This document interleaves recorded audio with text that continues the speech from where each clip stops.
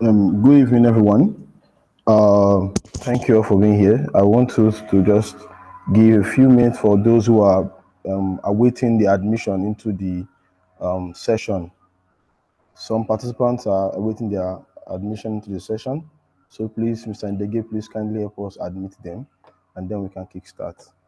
Our speaker is already here with us. So we'll be starting in less than 3 minutes.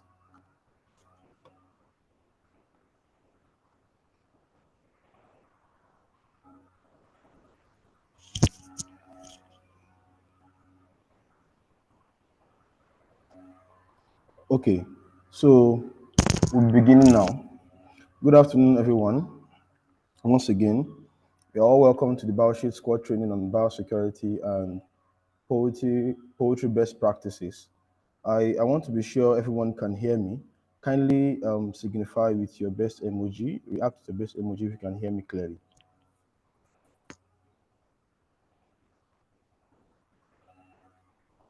Thank you.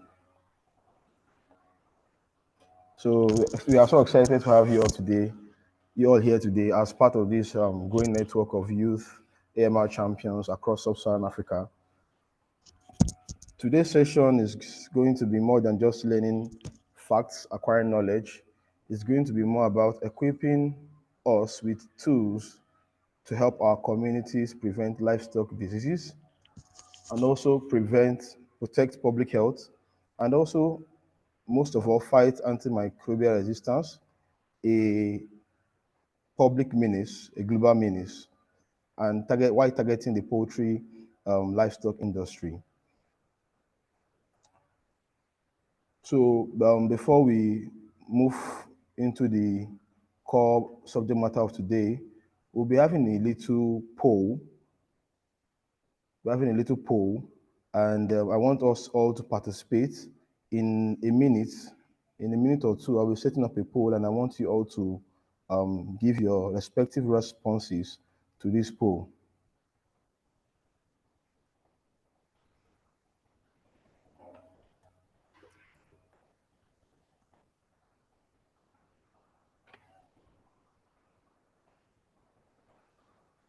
So you can all respond, please. We have a few seconds to answer these questions.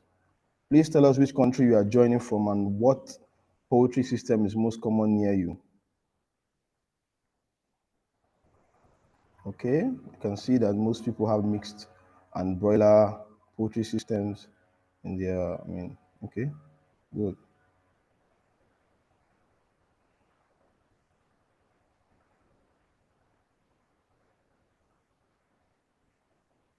You can use the poll to answer the poultry system where you have been asked.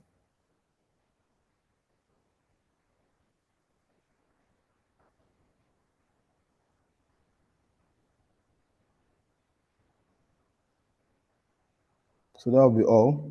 Thank you so much for your responses.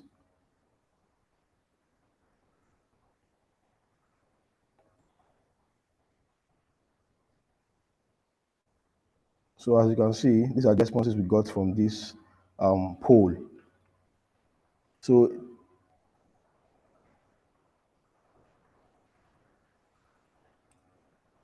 we'll be learning more about all of these poultry systems and biosecurity in today's session. And to guide us into today's learning, we are honored to have Professor Victoria Adetunji, who is the head of the Department of Veterinary Public Health and Preventive Medicine at the University of Ibadan in Nigeria.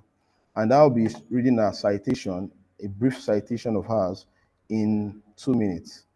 Professor it is with great honor that we welcome Professor Victoria Adetunji, who is an accomplished scholar, mentor, and global leader in veterinary public health, as our first speaker at the Bioshield Squad training on biosecurity and livestock best practices. Professor Adetunji Victoria is a distinguished professor of veterinary public health and preventive medicine at the University of Ibadan, where she currently serves as the head of department with over 2 decades of academic and research experience. She has made remarkable contributions to the advancement of biosecurity, antimicrobial resistance control, and public health. Her research focuses on microbial risk analysis and the antibiotic susceptibility of pathogens from foods of animal origin, food processing environments, and associated workers, critical areas directly relevant to poultry health and AMR prevention. She is a highly decorated scholar who has authored over 110 scientific publications and successfully supervised numerous postgraduate and undergraduate theses. Her international collaborations with institutions such as the University of Georgia, University of Helsinki, and the Federal Institute of Risk Assessment, Berlin, have advanced knowledge on AMR in poultry, including studies of methicillin-resistant Staphylococcus aureus and extended spectrum beta-lactamase ESBL-producing E. coli. These works have significantly shaped national and global approaches to biosecurity and AMR surveillance. Professor Adetunji's expertise has also informed national policy. She played a key role in developing and reviewing Nigeria's National Action Plan on AMR 2.0, 2024 to 2028. She also contributed to passive surveillance protocols for the animal sector and served on the Oyo State COVID-19 Containment Committee. She's an active member of professional and global health networks, including the African One Health Network for Disease Prevention, ADAPT, and the Climate AMR Network, CLIMA. Her career has been remarked by numerous recognitions, including the Fulbright Scholarship, Award Fellowship, and Fleming Fund Fellowship, all underscoring her leadership in advancing veterinary public health and antimicrobial stewardship. In line with the Bioshield Squad's mission to train African youth in biosecurity and poultry best practices as a tool to curb AMR, Professor Adetunji's expertise and lifelong commitment to research, policy, and capacity building make her a most relevant and inspiring resource person. Today, as she speaks on Introduction to Biosecurity, we are privileged to learn from her wealth of experience and groundbreaking work in safeguarding animal and human health. Please join me in welcoming Professor Adetunji, and I will be handing over the mic to her to present her topic. And before that, I would like to let everyone know there will be a breakout session during the course of the speakers session, and you are all encouraged to participate in this breakout session because this will lead to a build up on the latter part of the speakers session today. So please join me in welcoming Professor Adetunji Victoria.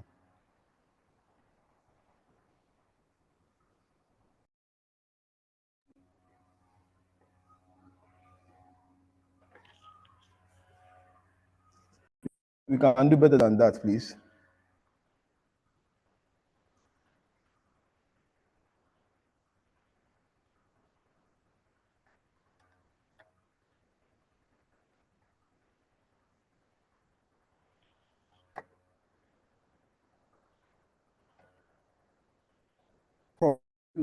Can you?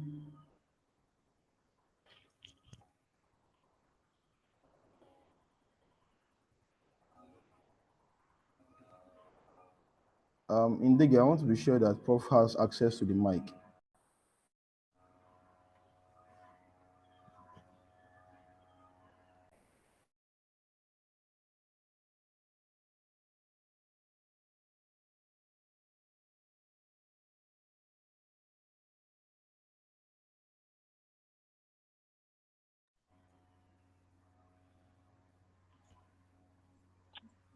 Yes. She can go on and unmute herself. Okay, Prof, you can unmute yourself now and also share your slide.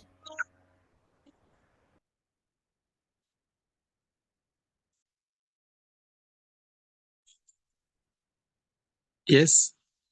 Okay. Sorry, everybody. I wasn't able to unmute myself before now. So I will try to. I hope you can hear me.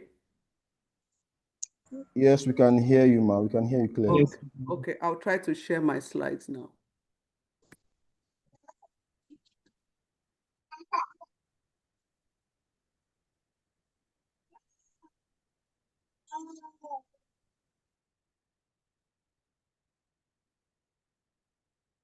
Can you see my screen? Yes, we can see it, ma. Okay, thank you. So I want to start by appreciating the Bioshield team for giving me the opportunity to have this interaction with you. I'm trusting that this will be rewarding and essentially impact on our activities with respect to not just poultry production, but animal production and the way we conduct ourselves with the issues of biosecurity and antimicrobial use. Can you project to present? Yes. Perfect. Thank you. Okay. So This presentation is meant to define biosecurity in clear, not technical terms, identify common smallholder poultry systems in sub-Saharan Africa. It's meant to recognize major farm-level disease entry points, and then have a basic understanding of what antimicrobial resistance is all about, and also provide a link between biosecurity and AMR, and also prepare the audience are expected to prepare to observe and report on a local poultry system. So what is biosecurity? It's defined by FAO as a strategic and integrated approach that encourages policy and regulatory frameworks, including instruments and activities for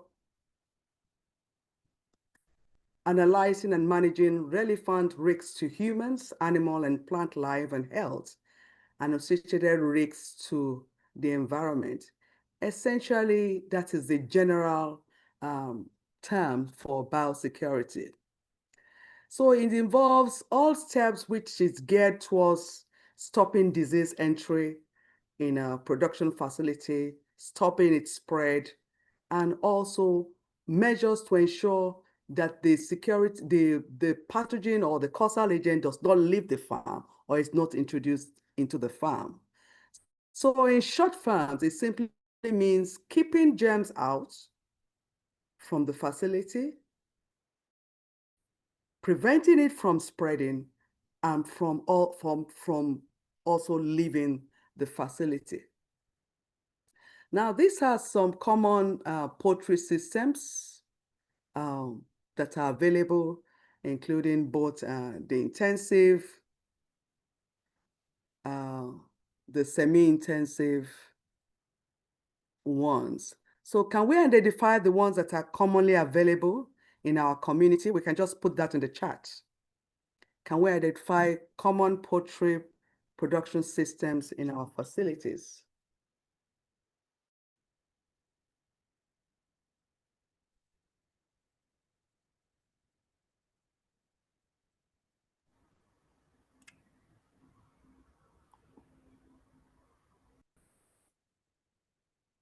Have I received some answers? Yes, ma. So we are saying some of them are just using the alphabet. We have D. Some are saying D and F. Some are saying D, C, E, and F. Okay. Some are All saying right. D, semi-intensive. F are the main ones. Yes, D, C, and F majorly. D, C, and F. Okay, we have the battery cage system, we have the free range and the litter systems here. So essentially, the A is the intensive system, B is also an intensive system, C is extensive, and then these birds can also be let loose to have a free range. And then we have the extensive, the semi-intensive, and the semi-intensive. Those are what I have on the pictures here. So ensuring that the chick is not carrying some infections is a goal of the biosecurity of poultry production. And such infections like salmonellosis, mycoplasmosis, colibacillosis are diseases that can be prevented if biosecurity measures are properly put in place. So what do we mean by the extensive system? That's the traditional one. The birds are mainly allowed to roam freely with minimal inputs, scavenging for food, but they are prone to exposure to diseases and predators since there are no controls. That means they can take water from anywhere, and they also feed from refuse dumps and the like. So they're exposed to a lot of diseases. Then we also have the intensive, the semi-intensive, where birds are partly confined with a little bit of housing, receiving supplementary feed and basic health care. And lastly, the intensive, which is the commercial, the mainly explored in the commercial system. Our birds are fully housed in a controlled environment with high inputs, specialized for meats, birds specialized for meat like the broilers, layers meant for egg production, and for breeding purposes. Broilers are raised mainly for chicken meat production, and layers are raised mainly for egg production. Indigenous local breeds are very hardy and adapted to environmental conditions. Yeah, the indigenous breeds are exposed to a lot of pathogens, and the low levels of the presence of these pathogens will kind of predispose them to a level of immunity. And so they are very hardy. They don't come down with infections easily. However, the level of egg production and meat production in these local breeds are very low. And we have the different types of chicken in this picture. We have the broiler and the layers and the cockerel.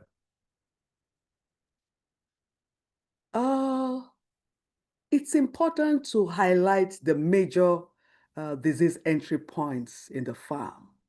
And one major one is the influx of people, visitors and workers in the farm. When workers and visitors come to the farm, are they properly disinfected? Are their legs dipped in the foot dip?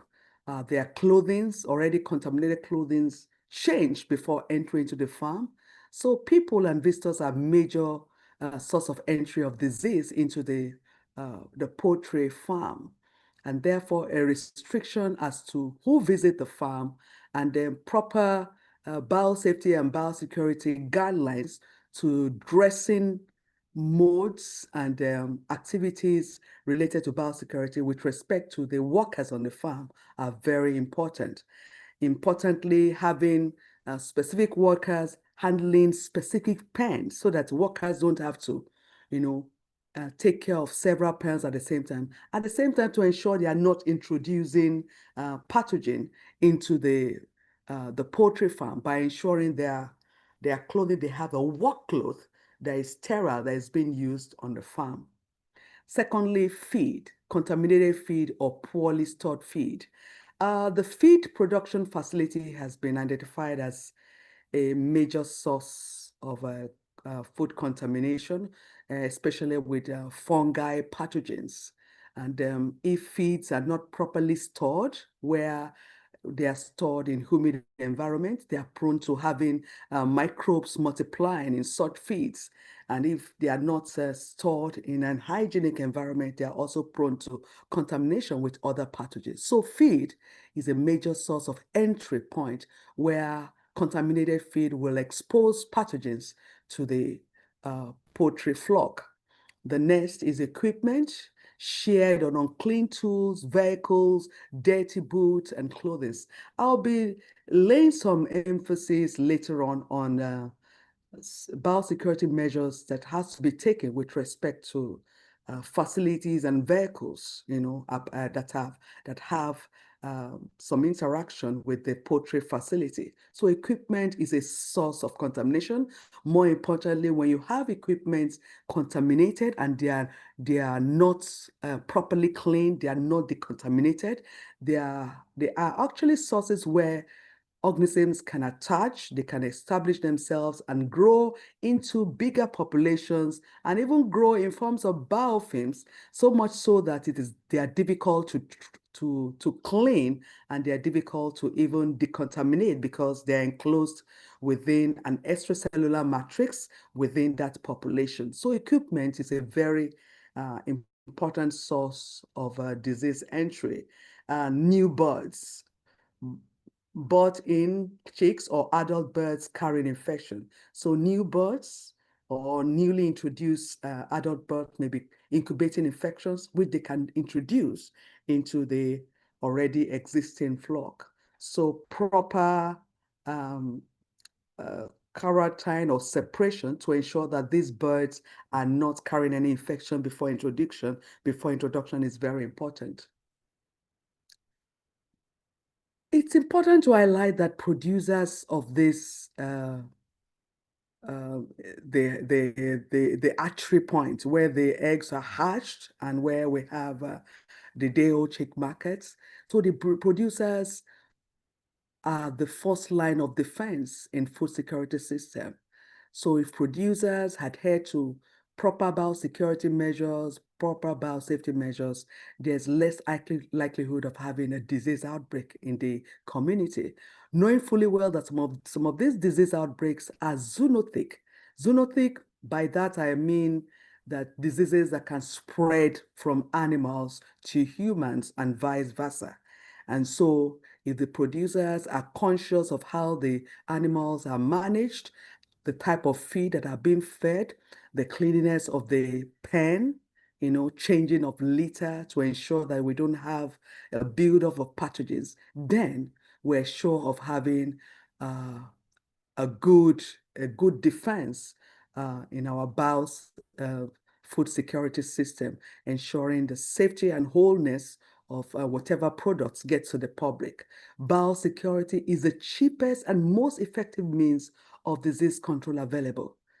And we're going to see that this has a strong link into to even tackling of antimicrobial resistance. So let's highlight some biosecurity measures that can be put in place in the poultry production system. One is the tire bath.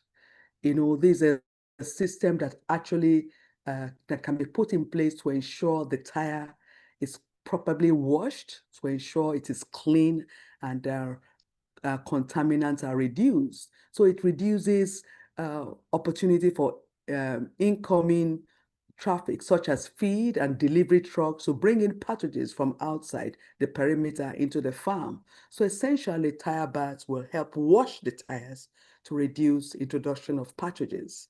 Then we have outside perimeter. High fences would prevent intruders such as animals and people from entering the premises and possibly transmitting diseases to the flock. So we want to ensure that we have a high fencing and possibly some netting to reduce introduction of wild birds and animals that can also be carriers of these pathogens. Vector control and habitats that attract birds and rodents, vermin, insects. All this can be controlled to ensure the pen is not open to their access. So the pen should be bird-proof, should be wild animal proof, because these wild birds and rodents, insects, and vermin are actually carriers of pathogen, and they could be a vector that could help to spread these diseases to the poultry flock. I hope you are still with me. Are you there? Can you hear me? Yes, my work, we can hear you. Yes, Okay. ma'am, we're here. Please, you can react All if right. you are here. All right, thank you. So the other is a food bath. Food bath can be placed outside the door of all facilities, and food bath contains disinfectants.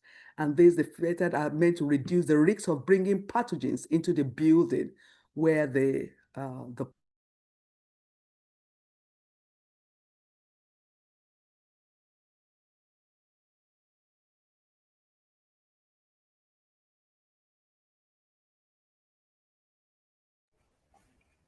Hello, ma. We can't hear you anymore.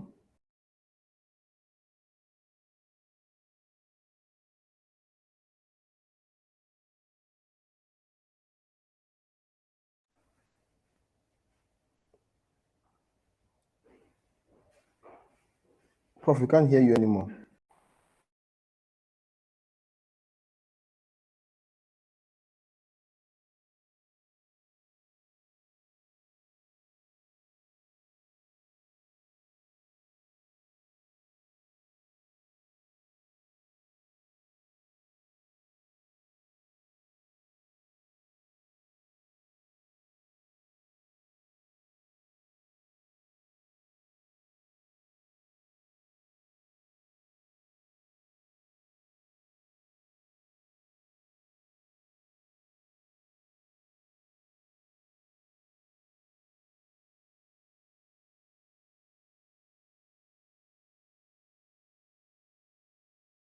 Please kindly bear with us. I think it's network issue, so she'll be back shortly.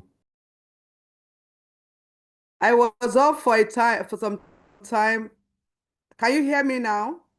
Yes, ma, we can hear you. Yes, we can hear you now. Hello? Yes, we can hear you clearly now, ma. Can you hear me? Yes, we All can right, hear let me you. try to let me share my screen again. All right. Okay. Okay. Still talking about the sanitation of equipment and supplies. It's important to prevent the spread of diseases between neighboring flocks, and there's a need to ensure good hygiene prior to entering the facility.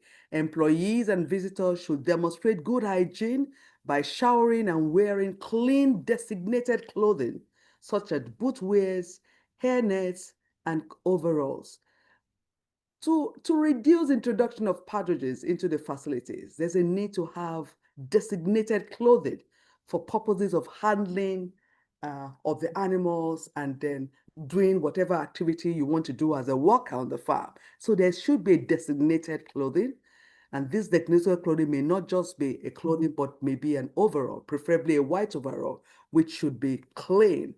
So thereby helping to reduce the introduction of pathogen in the facility.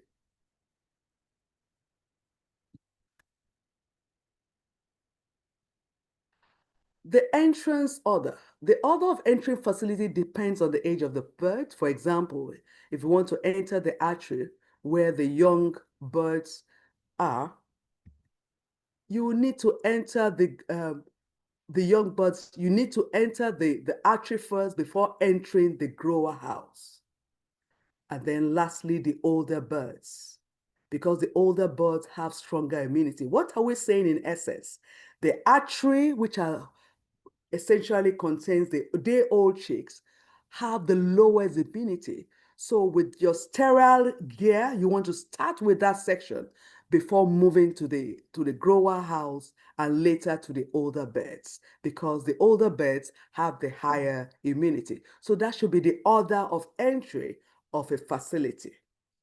And then preferably, it won't be preferable to have different workers handling the day-old chick market, the day-old chick birds when compared to the older or grower birds. So it's better we even have separate people. But in a situation where you have to take care of both the day-old and the growers and older birds, it's better you start with the ones with the lowest immunity so that you are not introducing pathogens from the older birds to the new. No contact with outside birds. This is very important. Avian diseases are transmitted through the air. So it's highly important to have no contact with outside birds within 72 hours of entering the facility. This includes pets as well as birds from other flocks. Minimize stressors. To prevent increased susceptibility disease, we need to minimize stressors. You should provide fresh feed, clean water, dry litter. Litter can even be a source of buildup of pathogens in the facility. Good ventilation, good cross ventilation, and provide an overall comfortable environment for the birds. So when stress is reduced, there's a less likelihood of being susceptible to a disease, even when there's a disease outbreak. Importantly, good water quality. Water is an external source of food contamination. So water carries pathogens. So if the water is not potable, it's going to be a source of spread of pathogens. Water is also used as a vehicle for the distribution of medicinal products for vaccination. And so the source of water must be good. Poor quality water will adversely affect the farm and would even affect the medication you are administering. Imagine using poor quality water to administer vaccine that the birds are going to consume. The feed can be an important source of contamination. I said earlier, the feeds can contain mycotoxicosis, colibacillosis, and salmonellosis. They can carry pathogens if they are not properly stored and packaged. The atmosphere of the building is characterized by its temperature, humidity, spread of air and circulation, and the gas content. That's why it is important to have proper ventilation. We can also have a build of microbial load, even in the atmosphere within the facility. So having proper ventilation, And then reducing contamination of the litter will also reduce the microbial load in the atmosphere. So these factors have the greatest impact on the animal's living condition and on their performance. The body temperature regulation mechanism of chicks are not very effective. And that's why, and in addition to the fact that their immunity is very low, and that's why they must be handled properly to reduce all the stress. At startup and until adult feathering is achieved, avoid temperature variations more than 5 degrees over a period of 24 hours. Avoiding very high temperatures at the end of production is very key. So the temperature should be controlled.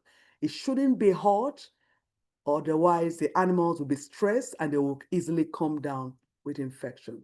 Watch out for symptoms. You need to watch out for symptoms so that you can easily pick out birds that are already showing clinical signs of infections so that you can eliminate the unhealthy ones and the non-productive birds from the healthy ones.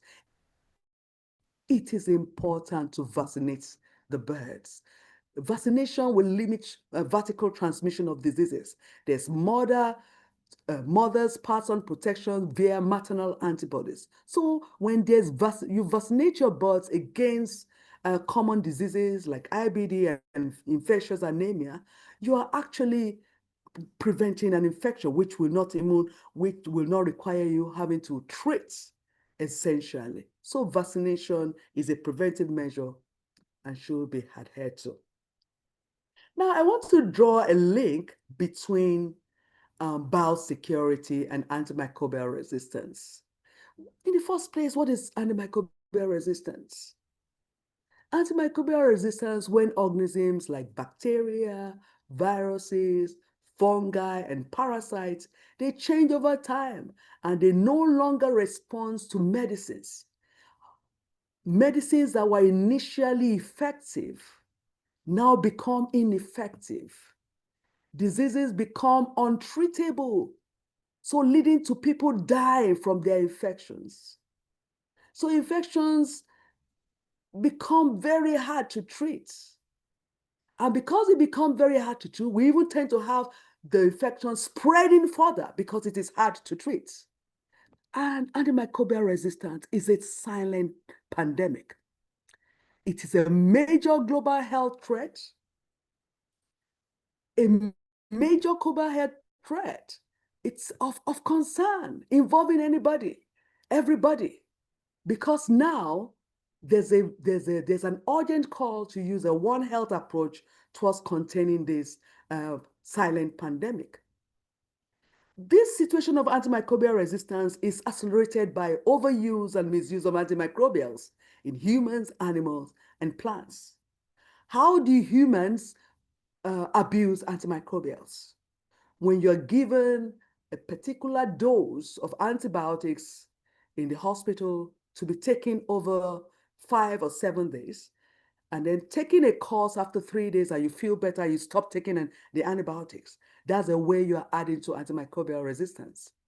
Even taking self-medication when antimicrobials have not been recommended for you, and you just go to the counter and you take a self-medication. So low doses of antimicrobials that you are exposed to, which has not reached the level, a maximum level where you can have a maximal effectiveness of that antimicrobial, will lead to a resistance. In the animal production, there's an overuse of it, the use of antimicrobials as growth promoters, as prophylaxis when it's not needed, instead of using biosecurity and vaccination. You know, when you don't even do an evidence-based prescription, this is involves both the human and animal medics. Actually, before you treat an animal, you ought to take some samples, find out what pathogen is actually involved, and do an antimicrobial sensitivity testing to determine which antimicrobial will be effective before you recommend and dispense. Antimicrobials are also used in plant production. I hope we're aware of this. They also use them to treat diseases. Are they being used appropriately? Are the plants tested to know which pathogens are also involved? It is alarming that Neil et al. 2016 reported that by 2050, 10 million people will die every year due to antimicrobial resistance unless a global response to the problem of AMR is mounted. So you can see the problem is on us, and let every one of us be responsible towards tackling this menace. So some drivers contributing factors to antimicrobial resistance include the use and overuse of antimicrobials I've already mentioned in healthcare, facility, agriculture, and livestock, poor hygiene and sanitation, inadequate infection control in the environment, in our facilities, lack of access to clean water. Invariably, if there's no disease, there would not be any need for antimicrobials. Environmental conditions also aggravate antimicrobial resistance. The factors like climate, very serious climatic conditions where you have erosion. Erosion will help move pathogens from one location to the other. Nutrient availability, composition of microbial community in different environments. In there are seasons where you have vectors of certain pathogens, multiplying to a higher number, having a spread of infection. Open defecation is a very serious one I would like to mention. Defecating into water bodies will result to spread of these pathogens, not just pathogens, and even spread of residues of these antimicrobials into the environment. Now, just for more emphasis, understanding biosecurity, its role in fighting antimicrobial resistance. Germs enter the farms for people. Biosecurity leads to more, poor biosecurity will lead to more disease spread,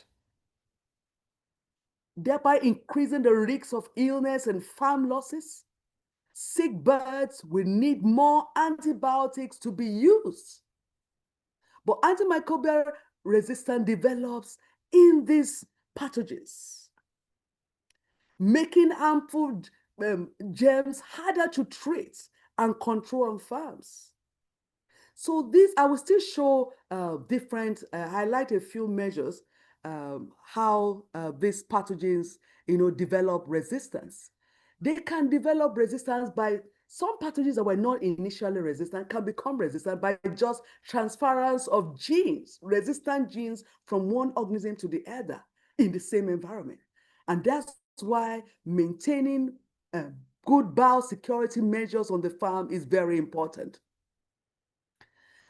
It's important that we use food baths, as I highlighted earlier, isolate sick animals, and clean the equipment, clean the environment to prevent these pathogens. So you can see that biosecurity has a key role in containing antimicrobial resistance by reducing the spread of these resistant pathogens and even ensuring that the pathogens don't even exist when we have very good biosecurity measures, ensuring that pathogens are not established. So poultry can carry zoonotic pathogens with antimicrobial resistance, posing public health risks. In our study, which we just published recently, 70% of Salmonella isolates were resistant to fluoroquinolones in Oyo State, with multigrowth resistance observed in Salmonella Kentucky and Salmonella Debbie. Interestingly, Salmonella Kentucky was found in Dugbe here in Ibadan. You wonder, how did Salmonella Kentucky get to Ibadan? We have the issue of international travels. Waste from international travels are not properly taken care of, and therefore you have pathogens being taken from one location to the other. And what of the issues of importation and exports of food products? Some of these frozen food products, are they properly censored? So much so that the pathogens are not existent in them. Those are ways by which strange pathogens are introduced into new environment. I'm hoping we all can be responsible and take our position at the borders to ensure that contaminated items are not brought into the country. We keep on seeing isolates from China, from different places being introduced into the country by our epidemiological surveillance studies. So, how does biosecurity combat antimicrobial resistance? it reduces disease incidence. High standards of biosecurity will prevent the entry of pathogens into a farm or animal population. It decreases the likelihood of bacterial infections or viral infections or parasitic infections that would otherwise require antibiotic or antimicrobial treatment. When we talk about antimicrobial resistance, we are not only focusing on antibiotic resistance, but antiviral, antifungi, and antiparasitic resistance. All these holistically comprise what we call antimicrobial resistance. Lowered antimicrobial use. When there are no disease infections, we have fewer infections, the need for antimicrobials to treat sick animals is also significantly reduced. And therefore, the issue of residues and resistance will not even occur. Prevention of resistant gene dissemination. By controlling the introduction and spread of pathogens, biosecurity measures also help to prevent the dissemination of antimicrobial resistant genes among the animals, among humans, and the environment. We have evidence of even transmission of pathogens from humans to animals. In a study, Adetunji et al., 2018, where he found some staphylococcal isolates that were primarily of human origin found in the cattle slaughtered in the abattoir setting. So the issue of transmission is real. We have evidence-based research that shows that, and the need for us to really rise up and do the needful to prevent this persistent occurrence lies on you and me. So we should all be responsible. These are some highlighted references from this presentation. I want to thank you for listening. I would want to know whether there are questions. Thank you.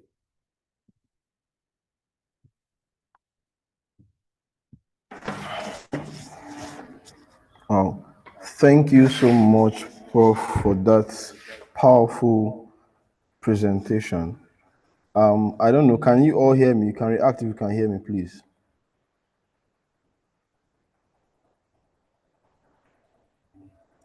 Can you all hear me?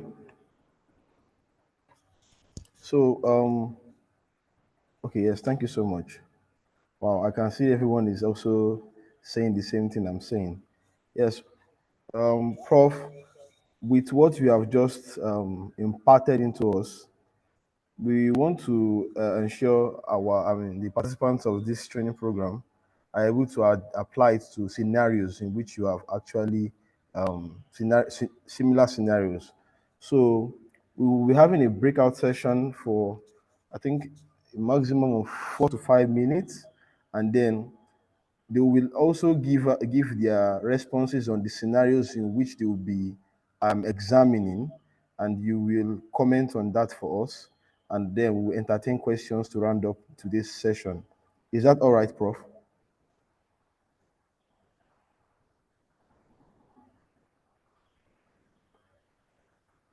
Hello? Is that all right? Prof, is that all right?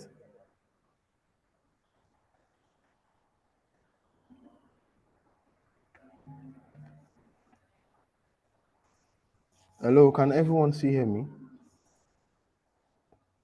Yes, you are audible, Abdulbasit. Okay. So I wanted to be sure that Prof is on board with what I said last. Did you hear what I said last?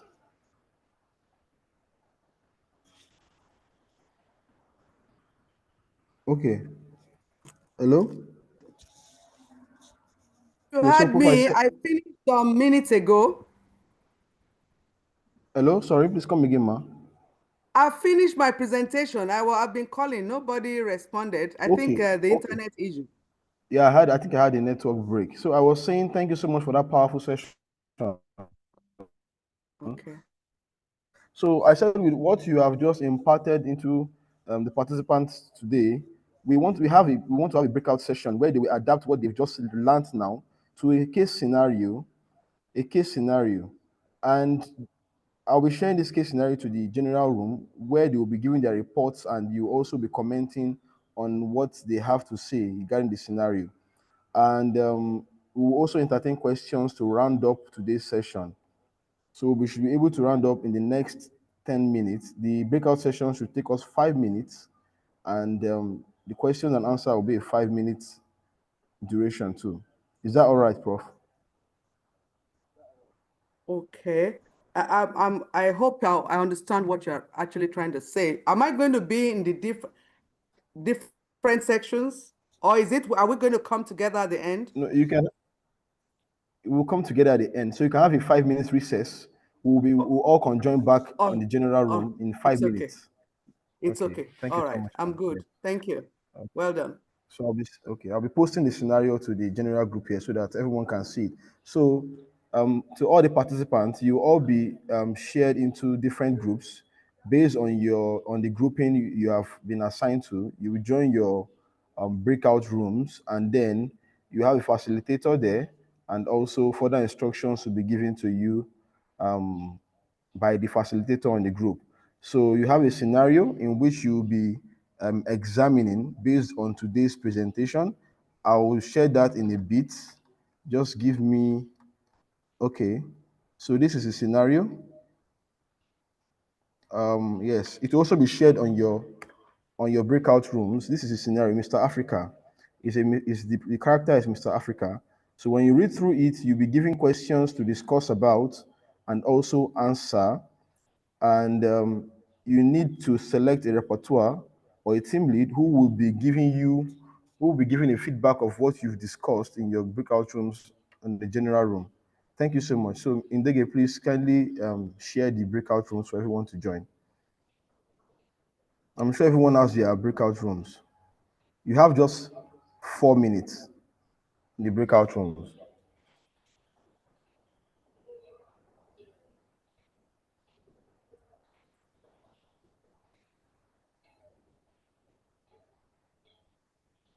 Kindly note it's important you all participate in the breakout session and share your views in the breakout room. Indege, please can we have the breakout rooms?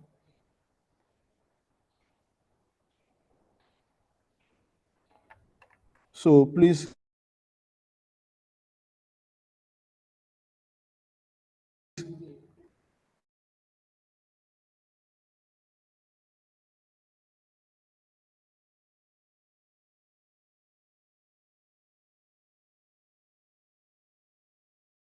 on the right side of your screen, you see a breakout room. Click the breakout room and join the breakout room. We have 1 to 6. You have to join your groups.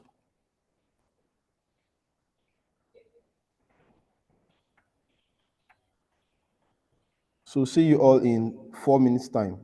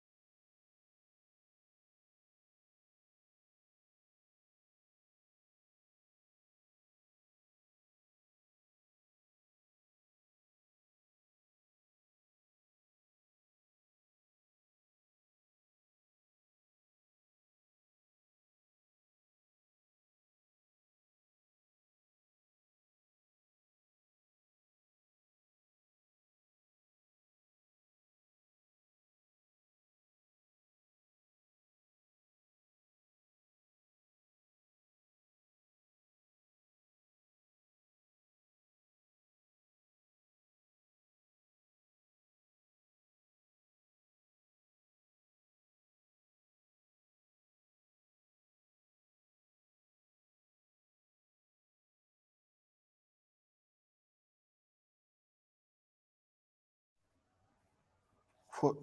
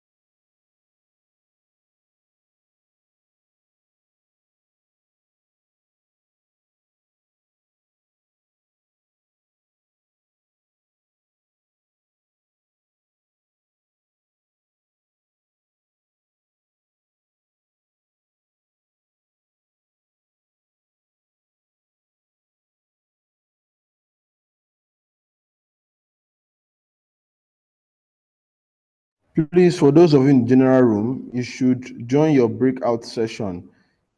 The group in which you have been grouped into is the same as the breakout session you should join and participate in. Thank you. If you are wondering on how to join the breakout session, look at the icon saying more with 3 dots within a cycle at the menu bar. Click it and click breakout rooms and select your breakout room. Thank you.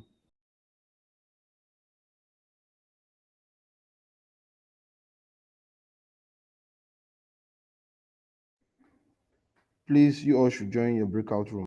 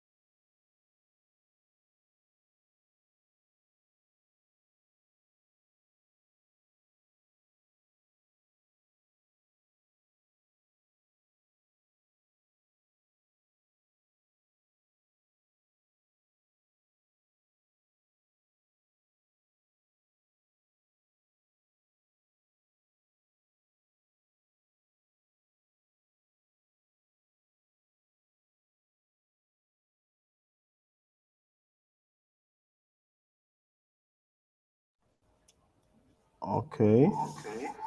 So,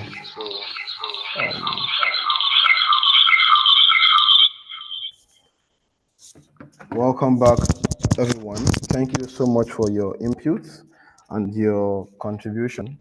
Our time is fast spent, and just to round off things, we just call randomly on the team leads to give a feedback on what they discussed based on the questions. We'll be calling one team for one question each. So I hope that's fine. We may not be able to cover all teams because of speaker is already has another meeting to be a part of. So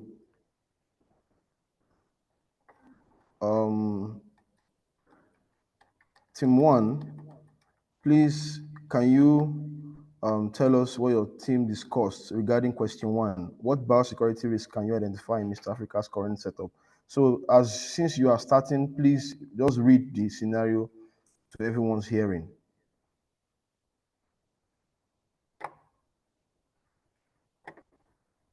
Team one, who is your representative?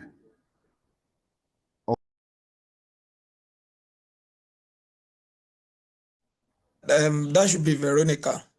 Okay, Veronica, can you please go ahead? Okay, Veronica, so what you do for us now is Veronica Chinasa, please can you unmute her so that she can speak?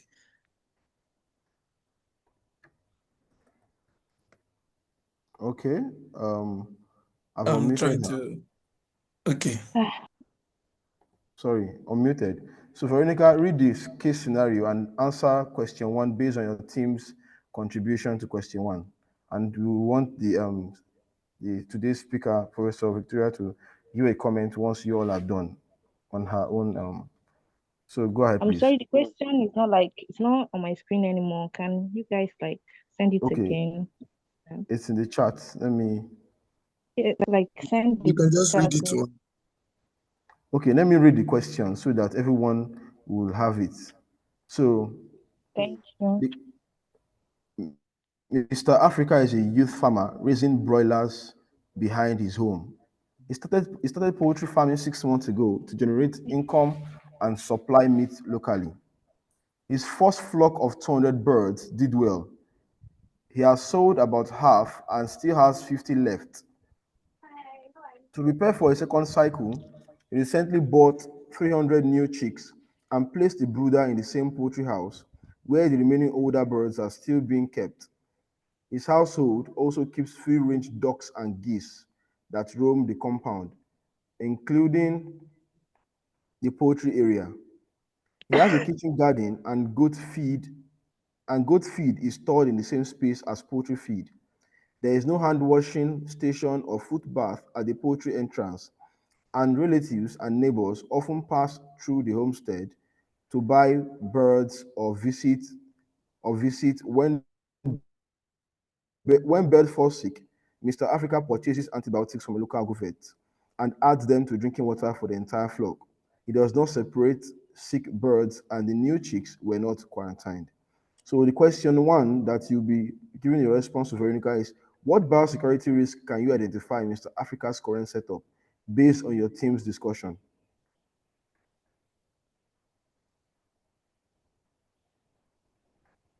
You can go ahead, Veronica.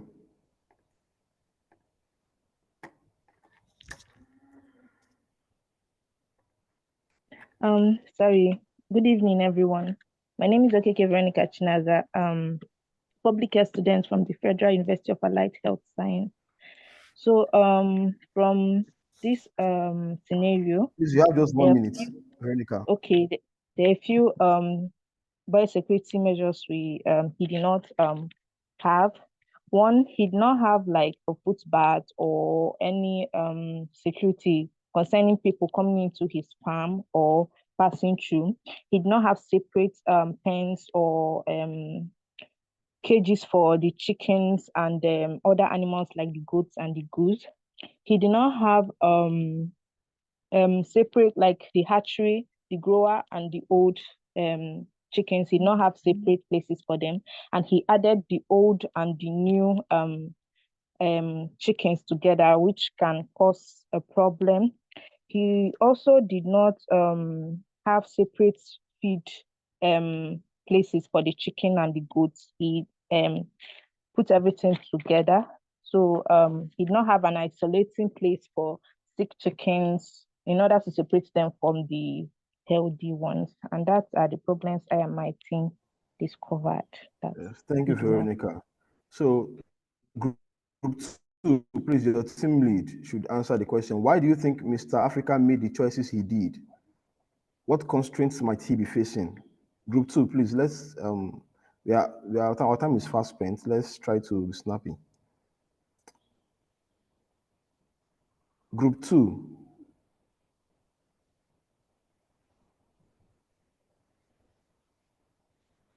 Please, Osho, Okoyemi, go ahead.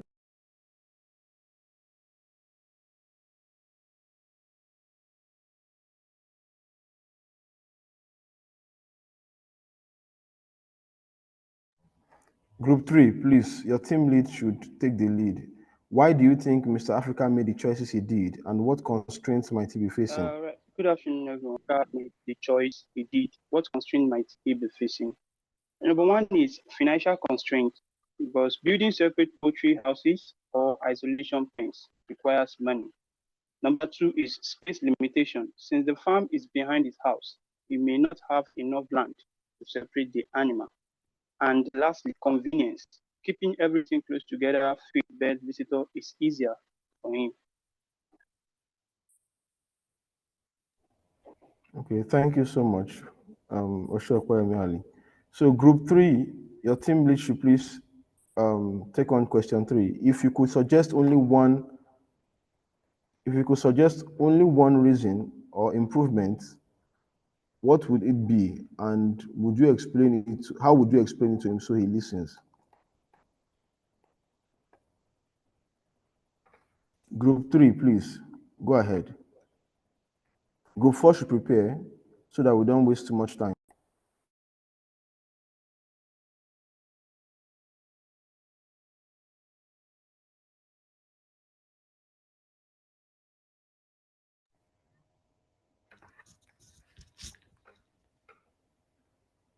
Group four, you can take the lead, please.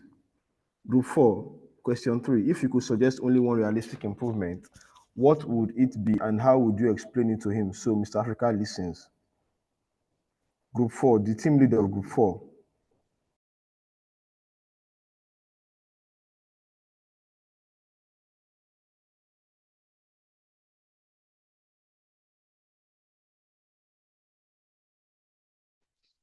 Sorry, Abdulbasit, I think the issue is the mic. So if the facilitator can just tell us the name of the person so we can unmute the person.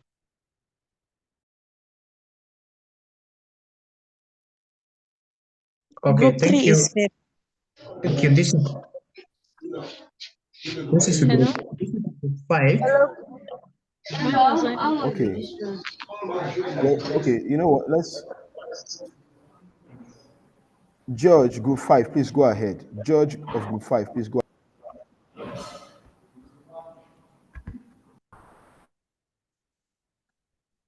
George, you can go ahead.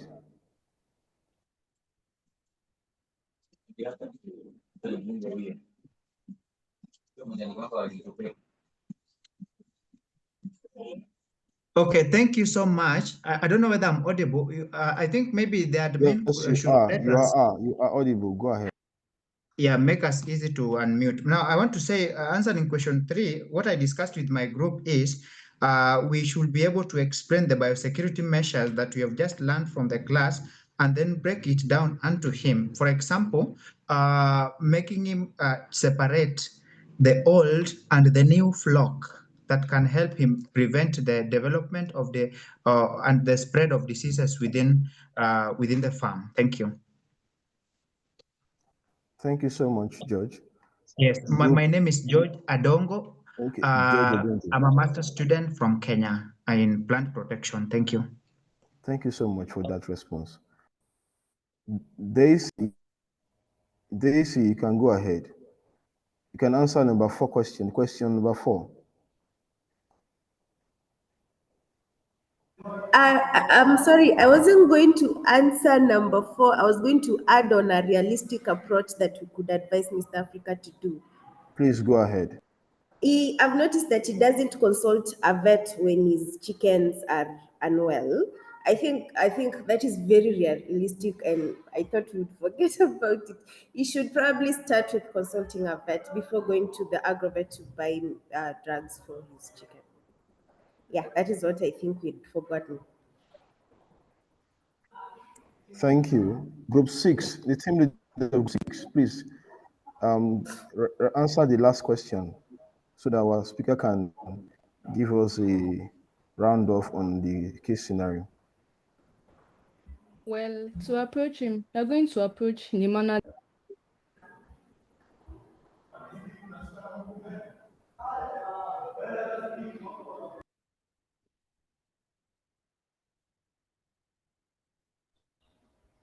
Please go ahead. Can you hear me? I'm speaking already.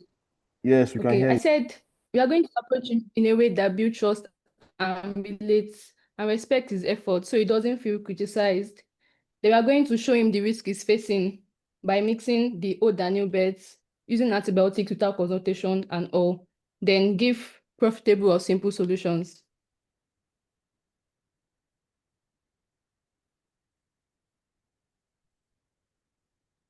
Thank you so much.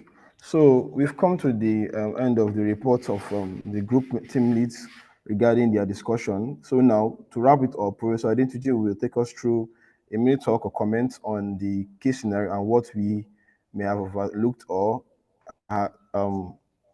oversight on all of our oversight on the case we've just presented. Please, Prof, you have the floor. And I think after that, we'll round up the session for today.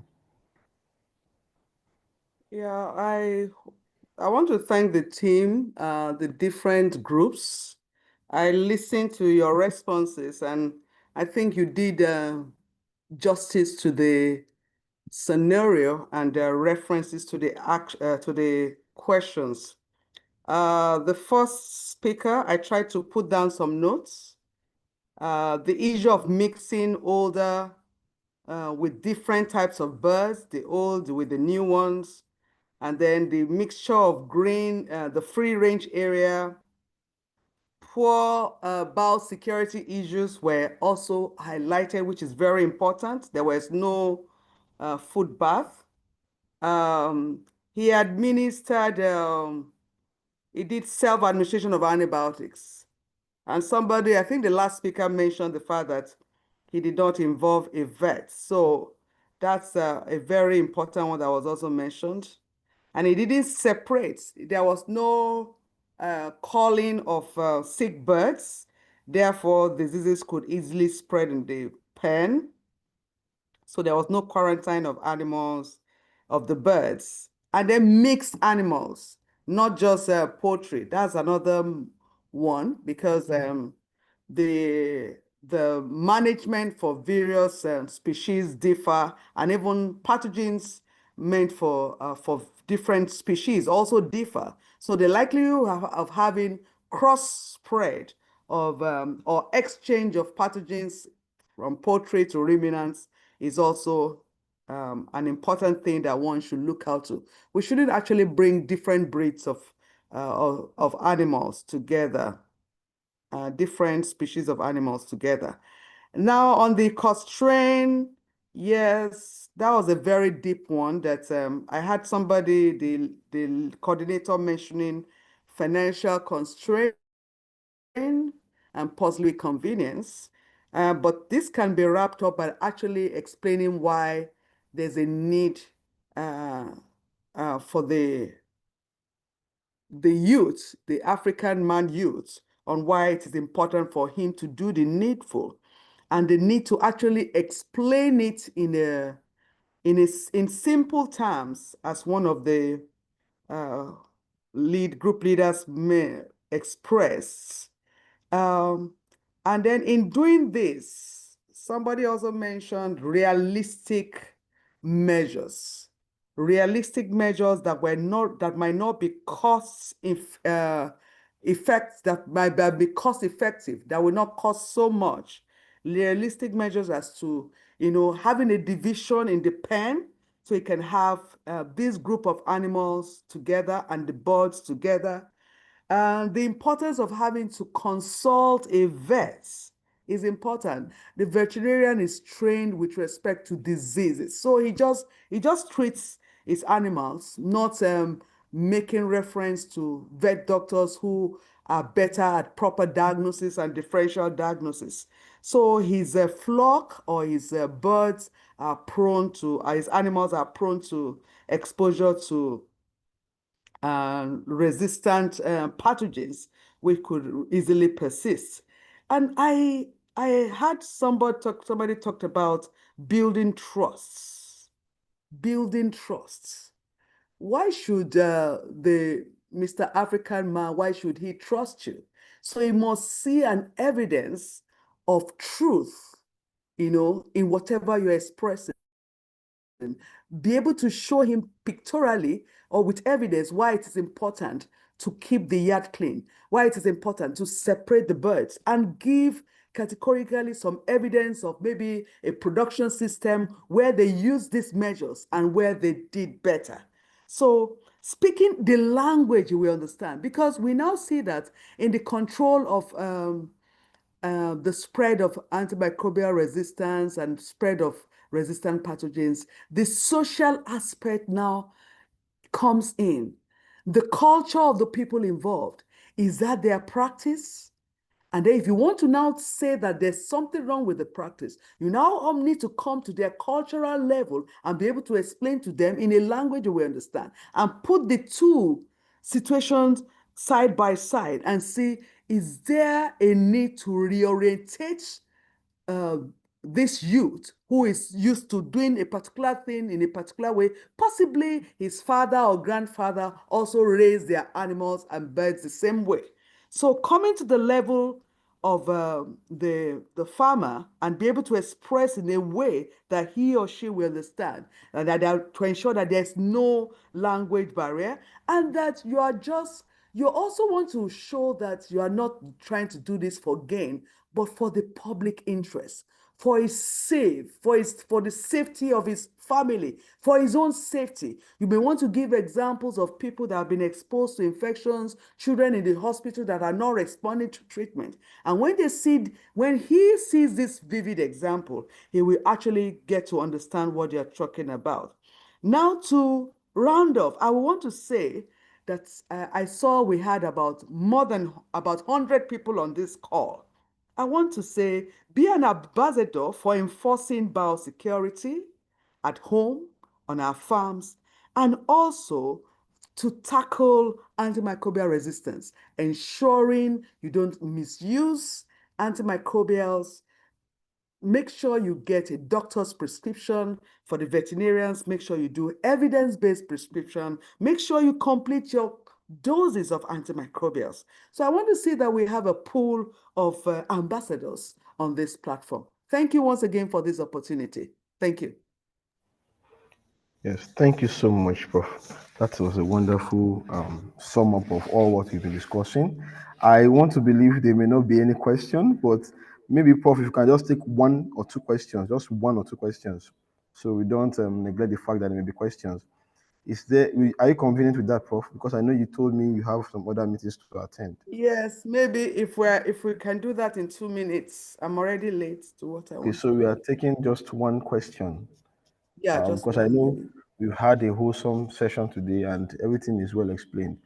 Who wants to ask a question? Just one person. Ampelius, do you want to ask a question? Please, we don't want felicitations or just go straight to the point. We are out of time.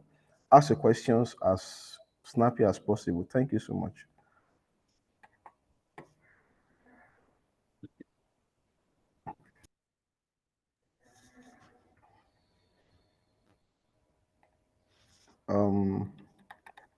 Ampelius, are you speaking?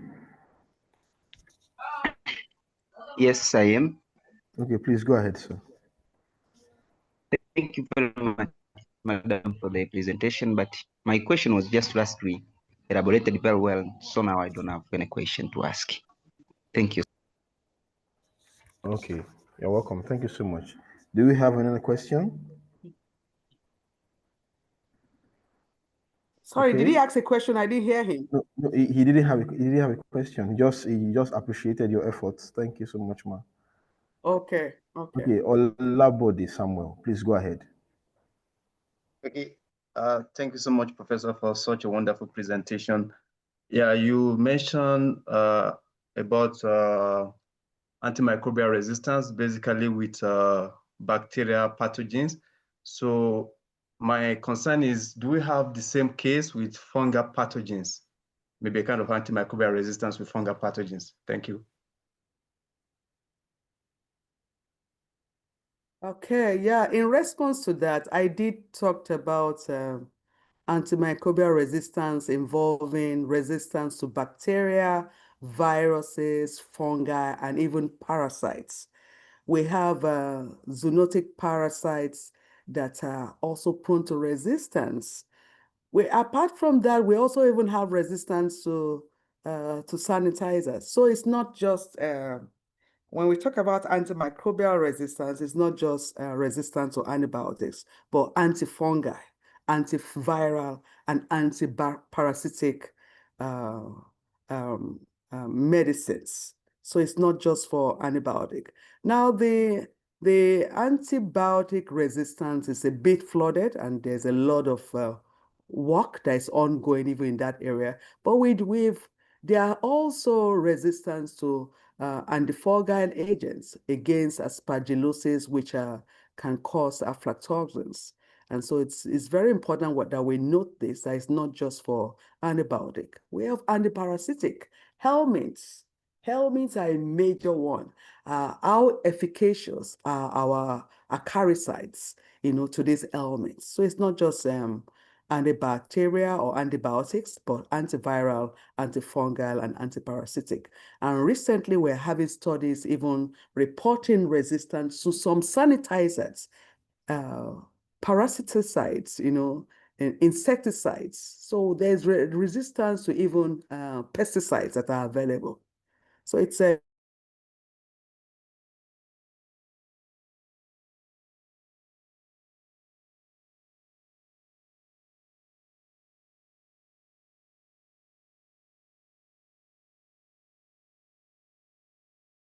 Sorry, Prof, we can't hear you again.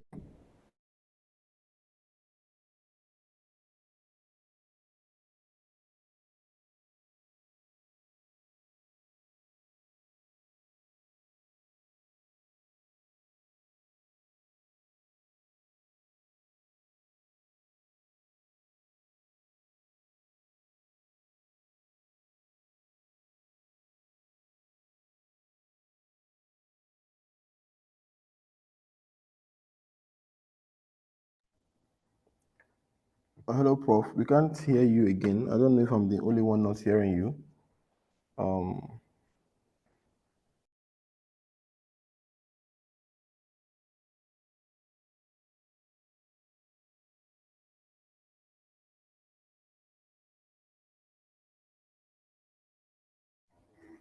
Think it's a network issue again. So we're about to end the session. Just I have some information to pass across to the participants. While we are with Prof, if she's okay, she's back.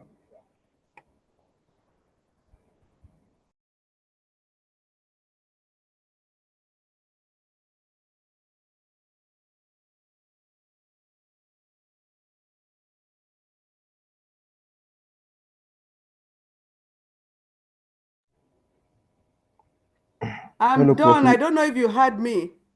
Okay, we heard you, but I think towards the ending Hello? of your comment, we didn't hear you again. Hello? Yes, Prof, we can hear you now. Are you Okay. there? Yes, I'm here. Can you hear me? Hello? Hello? Hello? Yes, I've respect. Did you hear me? Did the internet turn me off? Yes, we heard you. Thank you so All much. right, thank you. Thank Yeah, you. so I would like everyone to please appreciate Prof with a round of applause. Thank you so much. Out of no time, you found time for us, African youths, who are the leaders of today and tomorrow, to empower us and equip us with this knowledge to be change makers. We appreciate your efforts. Thank you so much. We can't thank you enough. Thank you so much. And thank you to all the participants for your active engagement today. So thank you for having me. Thank you. Yes, ma'am. Thank you. So to the participants, before we wrap up, we have an assignment which will be due in, okay, that will be communicated in the group. The deadline will be communicated in the group, but the assignment is as follows. It will be pasted in the, you are going to visit a nearby poultry setup in your neighborhood, a local farm, and as said earlier in the onboarding session, take a clear photo of the poultry area. If you require a letter of introduction, you can request that and to provide it to you. Bear in mind, you should request that on time and also generate a Google Map geolocation pin. Now, the reason for this exercise is to enable you provide answers to a Google form question, which will have the following questions. So this is the assignment in the chat box. And these are the questions you'll be answering with your visit to the farm. A Google form will be sent to respond to these questions. We want you to identify what type of poultry system the farm you have visited is. What risky practices do you think they observe? And what is one question you would ask the farmer about his biosecurity practices? And the recommendation, a context-specific recommendation you will give to the farmer. So this activity is to help us connect today's concepts to real-life practices. Thank you once again for joining session 1, Poultry Farming 101, an introduction to biosecurity. And we look forward to seeing you in the next session. I remain my humble self, Abdulbasit Hamza, the Engagement and Outreach Coordinator for the Bioshield Squad. Thank you so much for being a part of this wonderful initiative, and we do not take your participation for granted. Together, we can curb antimicrobial resistance, level up biosecurity, and lock out AMR, and improve livelihood through livestock practices, best practices. Thank you once again, and have a good day. Veronica, you can go ahead, please ask a question. But I would like, if there's any question regarding the assignment, you can ask that on the WhatsApp group so that everyone can benefit from that. Veronica, please go ahead. And please let's unlock our camera for a photo, a group photo. Thank you so much. Ade, can you help us with the picture?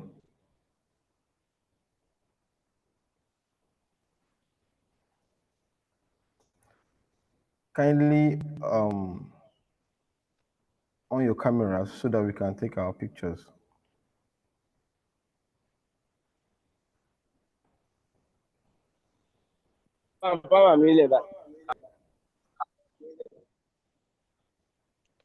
Sorry, Abdul Basit, I don't know if Indege can help us with that from his end. Okay. Indege, can you help us now, please?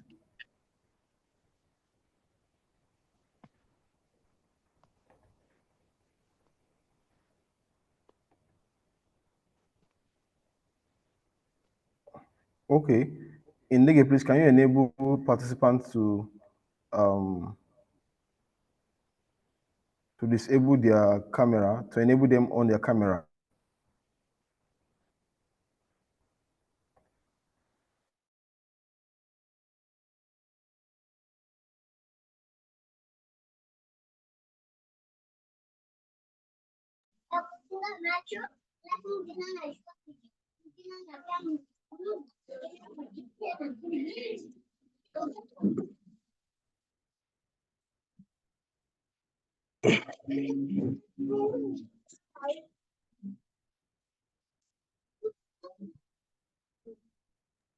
As in the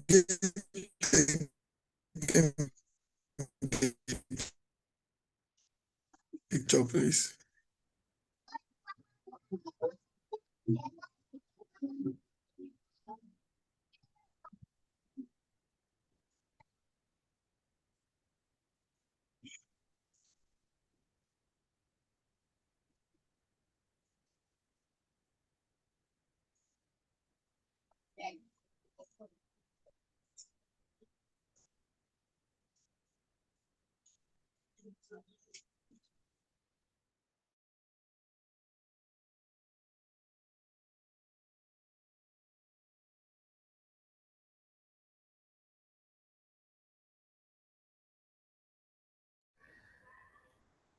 Enable your camera so that we can all see yourselves when we send the pictures to the group.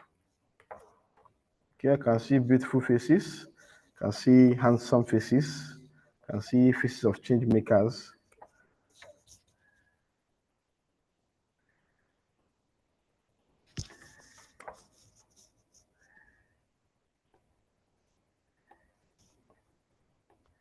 Okay. Wow, it's a lot. You have a lot of participants. I have to be doing it one by one. Okay.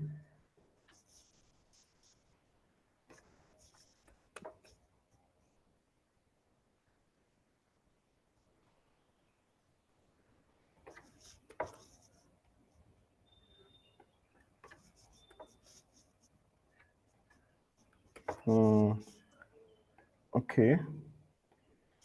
Wow. We have 11 screens.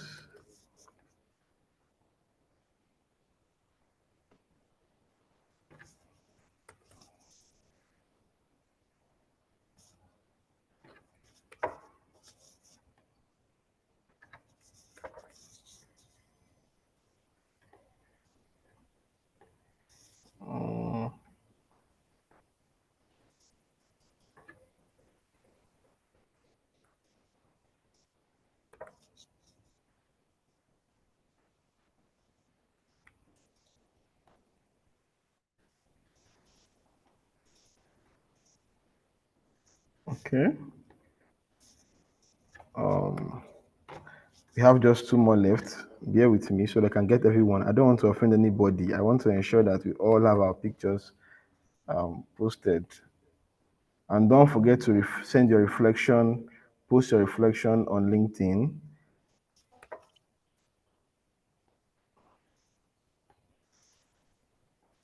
Okay.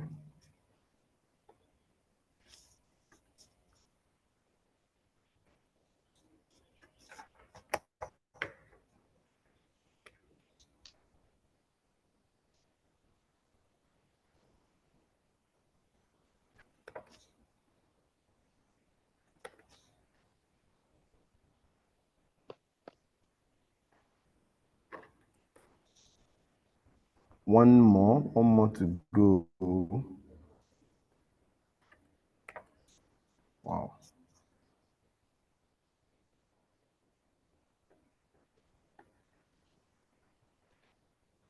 Okay. And the last one.